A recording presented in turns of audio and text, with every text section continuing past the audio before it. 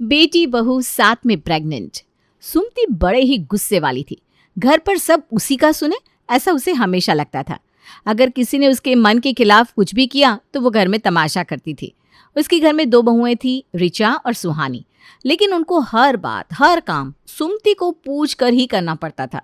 वो अपनी बहुओं के साथ बड़ा ही दुर्व्यवहार करती थी। सुहानी, ऋचा, कहाँ हो तुम दोनों? 8 बज गए।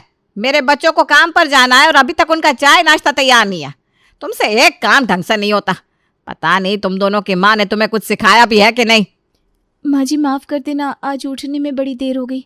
वो क्या है ना, रात को मेरी तबीयत खराब हो गई थी। ये मायका नहीं है तुम्हारा, ससुराल है। एक तो देर से उठती हो, ऊपर से झूठ भी बोलती हो।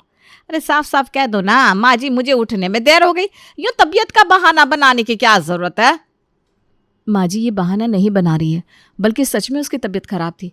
कल रात को इसका जी मचल रहा था। ऋचा और देवर जी कल रात को कितनी देर तक यहीं हॉल में बैठे थे। मैंने उसे नींबू पानी बना कर दिया था। एक दूसरे की तरफदारी तुम दोनों बड़े अच्छे से कर लेते हो। अब ठीक लग रहा है कि नहीं? है क्या अभी भी तुम्हारा जी मिचला रहा है? कल रात से तो बेहतर है माँ जी, लेकिन अभी भी चक्कर आ रहे हैं। ऋतिक जी आज मुझे हॉस्पिटल ले जाने वाले हैं। इस घर में बड़ी मनमानी चलने लगी है सबकी। तुम दोनों ने तो अपने पतियों को पल्लू से बांध कर रखा है। जरा क्या चक्कर आ गए, थोड़ा जी क्या मिचला तो घर के बड़ों से बिना पूछे चल दिया अस्पताल। बड़ों की इज्जत करना जैसे भूल ही गए मेरे बेटे। तुम दोनों कान जो भरती रहती हो उनके। माँ जी मैंने नहीं कहा उन्हें कि मुझे हॉस्पिटल लेकर जाओ, वो खुद ही कह रहे थे। वही तो, माँ यहाँ कमर दर्द से मरी जा रही है। माँ की तकलीफ उन्हें नहीं दिखाई देती। तुम्हारे प्यार की पट्टी बंदी है ना उनकी आंखों पर।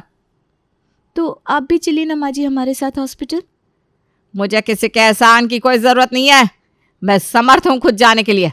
जाओ, जाकर जल्दी से चाय नाश्ता बनाओ। ऋचा और सुहानी किचन की तरफ जाने लगती है। तभी ऋचा को चक्कर आते हैं। सुहानी उसे अपने हाथों में पकड़ लेती है और जोर से चिल्लाती है, माँ जी, देवर जी, राकेश जी, जल्दी से इधर आओ। ये देखो ऋचा कैसे कर रही है। ऋचा को चक्कर आ रहा है। ऋचा, ऋचा आँख खोलो। मैं डॉक्टर को फ़ोन लगाता हूँ। मैंने काम करने के लिए क्या कहा, इसके नाटक फिर से शुरू हो गए। माँ जी वो नाटक नहीं कर रही है, सच में उसकी तबीयत खराब है। हाँ माँ, कल रात उसने ठीक से खाना भी नहीं खाया था, फिर भी जी मचला रहा था, चक्कर आ रहे। तभी डॉक्टर आते हैं। डॉक्टर जल्दी से देखिए ना, मेरी ऋचा को क्या हुआ है, उससे चक्कर क्यों आ रहे हैं? आप सब प्लीज़ शांत हो जाओ, मुझे चेक करने दो। ऋतिक शांत हो जाओ, सब कुछ ठीक होगा। कुछ नहीं होगा हमारी ऋचा को। कॉन्ग्रेचुलेशंस, बधाई हो, आपके घर में खुशियाँ आने वाली हैं। ऋचा माँ बनने वाली है। क्या सच में? हाँ ऋचा, अभी अपनी सेहत का ख्याल रखना। वक्त पर खाना खाना, वक्त पर दवाई लेना, दूध और फलों का अपने आहार में समावेश करना। चलता हूँ मैं। Thank you so much doctor. आइए डॉक्टर, मैं आपको बाहर तक छोड़ता हूँ। ऋचा, अब घर के कामों की बिल्कुल भी चिंता मत करना, मैं हूं ना, मैं सब कुछ संभाल लूंगी। अब तुम बस अपनी सेहत का ख्याल रखना, आराम करना। हाँ, मैं भी तुम्हारे लिए मार्केट से रोज़ ताज़े फल लाऊंगा, किसी भी बात की चिंता मत करना, बस तुम खुश रहना, बाकी हम सब संभाल लेंगे। बच्चा ही पैदा करने वाली है ना ये, है तो इतना सर पर बिठाने की क्या ज़रूरत है? हमें भी 3 बच्चे हुए हैं, लेकिन जो सब कहते थे वही खाते थे हम। ना कोई फ्रूट, ना कोई दूध, घर के सारे काम करते थे। पूरे 9 महीने हो जाते थे, लेकिन अस्पताल की एक दवाई नहीं खाती थी। माँ तब की बात अलग थी, तब वातावरण संतुलित था, शरीर तंदुरुस्त है। आजकल लोगों में कमज़ोरी बढ़ती जा रही है, और एक नए जीव को इस दुनिया में लाने के लिए होने वाली माता को अपनी सेहत का ध्यान रखना ज़रूरी है। बच्चों के सही पोषण के लिए खुश रहना, तनाव मुक्त रहना ज़रूरी है। ये आजकल की लड़कियां और उनके चौंचले मेरी तो समझ के बाहर है। ऋचा, तुम माँ जी की तरफ ध्यान मत दो, तुम बस अपनी सेहत का ख्याल रखो। माँ जी की और घर के कामों की तुम बिल्कुल भी चिंता मत करो। मैं तो इस घर को बच्चे की खुशी नहीं दे पाई, लेकिन मैं तुम्हारे लिए काफ़ी खुश हूँ। तुम्हारा ख्याल रखना मेरी जिम्मेदारी है।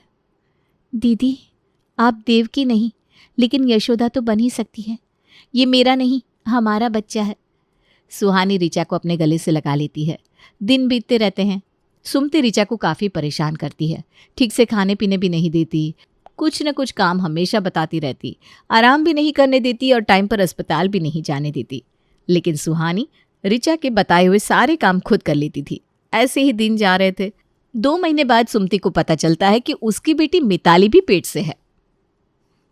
एक खुशखबरी है, भगवान ने तुम्हें एक साथ दुगनी खुशी दी है। अब दादी के साथ साथ तुम नानी भी बनने वाली हो माँ। क्या? सच में बेटा? तुमने तो मुझे दुनिया की सबसे बड़ी खुशी दी है। बेटा मुझे तुमसे मिलना है, तुम कब आ रही हो? एक काम करती हूँ, मैं ही आ जाती हूँ। माँ मेरी बात तो सुनो, मैं आ रही हूँ आपके पास। डॉक्टर ने मुझे ना बेड रेस्ट बताया है। सब कुछ ठीक है ना बेटा? चिंता की तो कोई बात नहीं है ना? नहीं माँ, सब कुछ ठीक है। ठीक है बेटा, तुम आ जाओ, खूब लाड़ करूंगी मैं तुम्हारे। मिताली घर आने वाली है, इस वजह से सुमति काफी खुश थी। जब से उसने मिताली की खबर सुनी थी तब से सुमति ने ऋचा और सुहानी को काम पर लगा दिया था। सुहानी, अब हॉल तो साफ हो गया है, जाओ जाकर जल्दी से खाना बनाना शुरू करो और सारी चीजें मिताली की पसंद की होनी चाहिए। उसके और उसके आने वाले बच्चे की सेहत के लिए जो अच्छा हो वही बनाना। और ऋचा, तुम कितने धीरे धीरे काम करती हो, जरा जल्दी जल्दी हाथ चलाओ भाई। जाओ जाकर मिताली का रूम साफ कर दो, उसे धूल की वजह से परेशानी नहीं होनी चाहिए। माँ जी, ये आप क्या कर रही हो? माना कि आपको मिताली दीदी की काफ़ी चिंता है, लेकिन हमारी ऋचा भी तो प्रेग्नेंट है, वो सुबह से काम कर रही है। और मिताली दीदी की रूम काफ़ी ख़राब हो गई है, वहाँ भारी सामान भी है और ऋचा को भी धूल की एलर्जी है। काफ़ी जबान चलने लगी है तुम्हारी, हाँ? और जब से ऋचा पेट से हो गई है तुम उसकी काफ़ी तरफदारी करने लगी हो। अगर तुम नहीं चाहती कि ऋचा मिताली का कमरा साफ करे तो तुम कर दो। लेकिन दीदी को भी खाना भी बनाना है ना। तो खाना तुम बना दो। माँ जी, मैं कमलाबाई को फ़ोन कर देती हूँ, वो कर देगी मिताली दीदी का कमरा साफ। हाँ हाँ, बुला लो कमलाबाई को, पैसे तो पेड़ पर लटकते हैं ना उसे देने के लिए। सुहानी, आजकल तुम मेरे बेटे के काफ़ी पैसे उड़ाने लगी हो। पहले ही जब से ऋचा प्रेग्नेंट हो गई है तब से घर का खर्चा बढ़ गया है, तुम और खर्चे मत बढ़ाओ, समझी? ऋचा, तुमने सुबह से कुछ भी नहीं खाया है, जल्दी से खाना खा लो, तुम्हारी दवाइयाँ ले लो और जाकर आराम करो। माँ जी, मैं दीदी के पसंद का खाना बनाती हूँ पहले और बाद में उनका कमरा भी साफ करती हूँ। ऋचा थक गई है, प्लीज़ आप उसे आराम करने दो। जैसी तुम्हारी मर्जी। अब तुम्हें ही अकेले काम करने का शौक आया है तो हम भी क्या कर सकते हैं। पर हाँ भाई, मुझे खाना बढ़िया चाहिए और रूम भी अच्छे से साफ हो जाना चाहिए। तब तक मैं मार्केट जाकर आती हूँ। सुमति ऋचा और सुहानी को सुनाकर मार्केट चली जाती है। सुहानी अपना काम करने लगती है। सुहानी के मना करने के बावजूद ऋचा काम में उसका हाथ बटाती है। शाम के वक्त मिताली घर आती है। घर में मेहमान होने की वजह से ऋचा और सुहानी आज दिन भर काम कर रहे थे, लेकिन फिर भी सुमति को उसका कुछ भी नहीं था। उनकी तारीफ करना तो छोड़ो, सबने खाना खाने के बाद तुम भी खाना खा लो, इतना भी नहीं कहा उसने। मिताली के घर आने के बाद कई दिन बीत जाते हैं। ऋचा जब भी आराम करे तो कुछ न कुछ काम निकाल कर सुमति उसे परेशान करती थी। ऋचा और मिताली दोनों भी प्रेग्नेंट होने के बावजूद सुमति दोनों में काफ़ी भेदभाव करती थी। सुहानी को ये बिल्कुल भी पसंद नहीं था। सुमति चाहे ऋचा के साथ कैसा भी व्यवहार करे, लेकिन सुहानी ऋचा का काफ़ी ख्याल रख रही थी। अरे ऋचा, ये क्या कर रही हो तुम? ये नारियल पानी सिर्फ एक ही है और वो मैंने मिताली के लिए रखा है। डॉक्टर ने उसे रोज़ नारियल पानी पीने के लिए कहा है। वो काफ़ी कमज़ोर है ना, और डॉक्टर ने कहा है कि बच्चे की सेहत के लिए नारियल पानी ज़रूरी होता है। सुमति ऋचा के हाथ से नारियल ले लेती है। माँ जी, ये आप क्या कर रही हो? माना कि मिताली दीदी को डॉक्टर ने नारियल पानी पीने के लिए कहा है, लेकिन ऋचा भी प्रेग्नेंट है, ये बात आप बार बार क्यों भूल जाती हो? उसके पेट में भी बच्चा है और उसकी अच्छी सेहत के लिए डॉक्टर ने ऋचा को भी नारियल पानी पीने के लिए कहा है। मिताली दीदी ने आज सुबह ही नारियल पानी पिया था, ऋचा ने आज नहीं पिया है, तो ये नारियल पानी ऋचा का है। अगर आपको और चाहिए तो आप जाकर मार्केट से लेकर आओ ना, नहीं तो इनको या फिर देवर जी को बता दो। ऐसे ऋचा के हाथ से लेने की कोई ज़रूरत नहीं है। बड़ी बहू, ये अच्छा है कि अभी भी मेरे बेटे ही कमाते हैं, तुम्हारी कमाई इस घर में नहीं आती।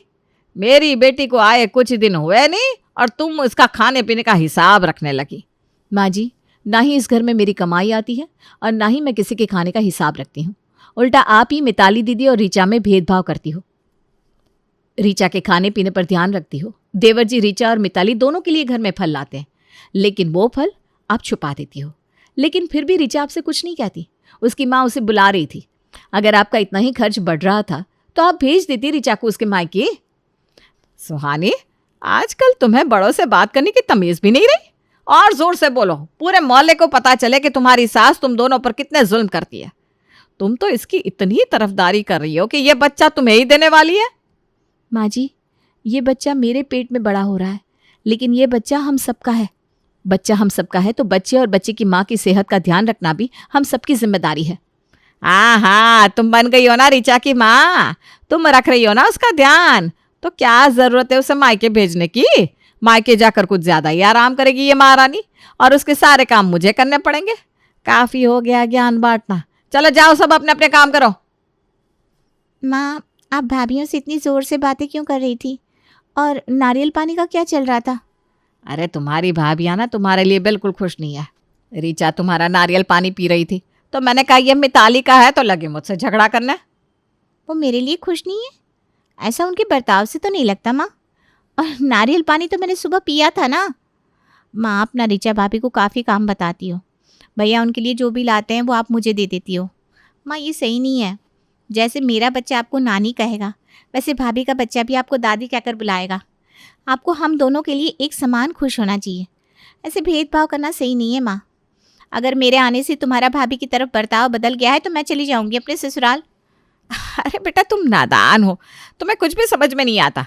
अगर मैं तुम्हारे लाड़ करूंगी तो हमारे रिश्ते में कोई बदलाव नहीं आएगा, लेकिन अगर मैं ऋचा को लाड़ करूंगी ना, उसका ख्याल रखूंगी, उसकी हर एक बात मान लूंगी, तो वो मेरे सर पर चढ़ जाएगी।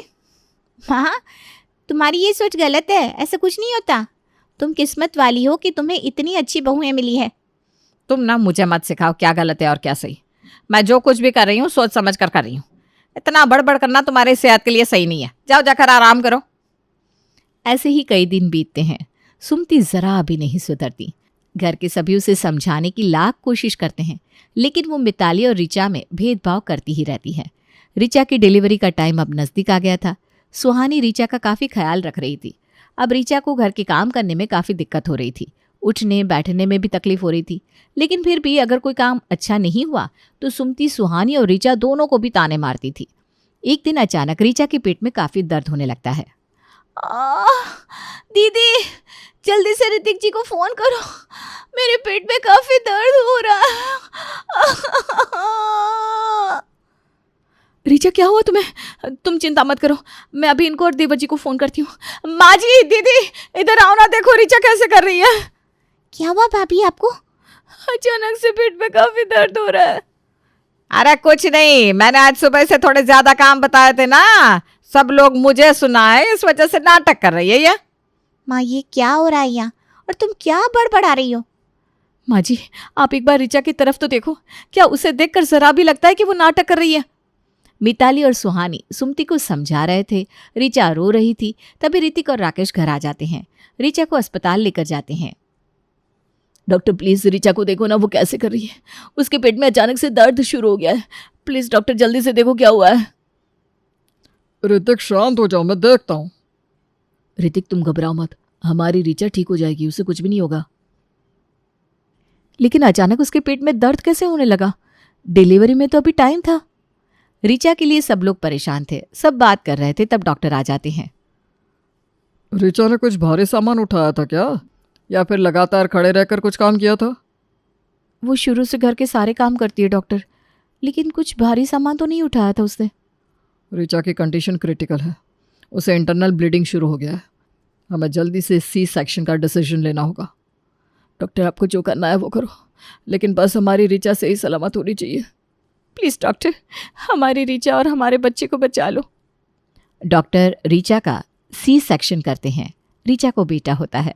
ऋचा खतरे से बाहर आ जाती है। उसे सही सलामत देखकर सुहानी और राकेश भी खुश हो जाते हैं। लेकिन ऋचा की इस हालत की वजह थी सुमति। सुहानी को सुमति पर बड़ा गुस्सा आता है। वो गुस्से में घर चली जाती है।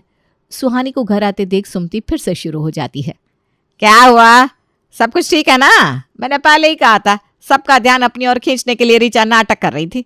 ये आजकल की लड़कियां और उनके नखरे हमारी तो समझ के बाहर है भाई। ना किसी का कुछ सुनती है ना कुछ समझती है, बस अपनी मनमानी करनी है ना।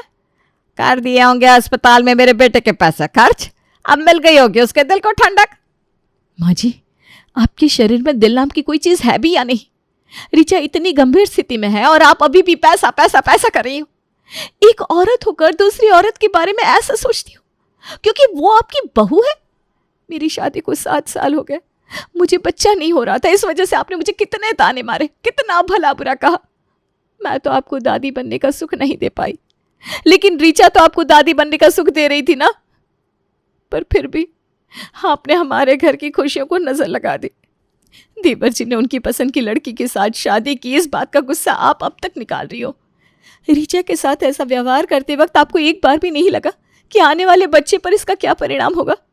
आपकी वजह से हमारी रीचा क्रिटिकल कंडीशन में है और बच्चा। भाभी क्या हुआ हमारे बच्चे को? मिसकैरेज। हमारी रीचा का मिसकैरेज हो गया है। हमारे घर में खुशी आने से पहले ही हमारे घर की खुशियों को नजर लग गई। और माँ जी, ये सब आपकी वजह से हुआ है। आप लगातार रीचा को काम बताती रही, उसे परेशान करती रही, ठीक से आराम भी नहीं करने दिया। माँ जी, ये जो कुछ भी हुआ है ना, उसकी वजह आप हो, आप। मैंने कुछ नहीं किया बहू, मैं तो बस चाहती थी कि रीचा की नॉर्मल डिलीवरी हो, इस वजह से मैं उसे ज्यादा काम बताती थी। लेकिन ये सब होगा ये मैंने कभी नहीं सोचा था। हे भगवान, मुझे माफ कर दो, ये क्या हो गया मुझसे। बहू, मुझे अपनी गलती का एहसास हो रहा है। मुझे रीचा से मिलना है, मुझे अस्पताल लेकर चलो, हमारा बच्चा। इतना रोने की कोई ज़रूरत नहीं है। रीचा को बेटा हुआ है, बच्चा और माँ दोनों स्वस्थ हैं। आपको आपकी गलती का एहसास हो, इस वजह से मैंने झूठ बोला था। शायद मेरी बातों से आप सुधर जाएंगी, ये मैं आशा करती हूँ। बहू, सच में मुझसे गलती हो गई, मैं मानती हूँ अपनी गलती, मुझे माफ़ कर दो। मुझसे माफ़ी मांगने का कोई फ़ायदा नहीं है। जाकर रीचा से माफ़ी मांगो। वो तो भगवान की कृपा से सब कुछ ठीक हो गया, नहीं तो आज कुछ भी हो सकता था। बहू, मुझे अपने किए पर काफ़ी पछतावा है। मैं सबसे माफ़ी मांगने के लिए तैयार हूँ। मुझसे बहुत बड़ी गलती हो गई। सुमति अपनी गलती कबूल कर लेती है और सबसे माफ़ी मांगती है। बच्चे का और रीचा का घर में बड़े अच्छे से स्वागत करती है।